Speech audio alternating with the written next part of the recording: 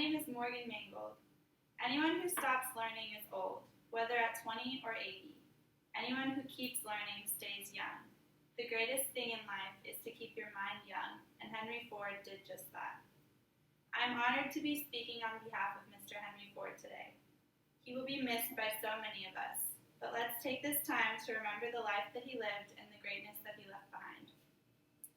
He was a great innovator who worked hard for the success that he had.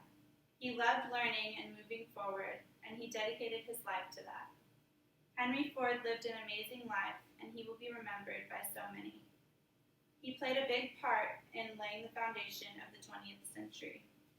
In 1903, he set up the Ford Motor Company, and by 1908, he was selling the first Model Ts, which were cars that had power equivalent to 20 horses. This allowed anyone that could afford it to ride in style. In late 1913, orders started pouring in and the business was overwhelmed. This didn't stop Henry, though.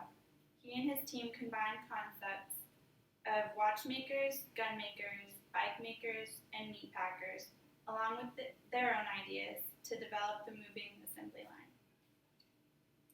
This innovation increased production tremendously and even reduced the cost by about 50%, which allowed not only the rich, but even the average American to purchase their very own Model T.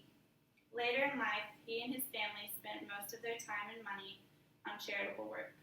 He was extremely passionate about giving back to his community. They set up a historical museum in Greenfield Village, Michigan, in order to give people a true picture of the development of the country. He felt that it was important to share the true industrial history with people. In addition, he set up the Ford Foundation, which provides grants for research, education, and development. Here is why I admire him and the person that he was. He could have become a farmer and followed in his father's footsteps, but he chose to follow his own dream. He experienced many setbacks throughout his lifetime, but he always persevered because in his eyes that was the only option.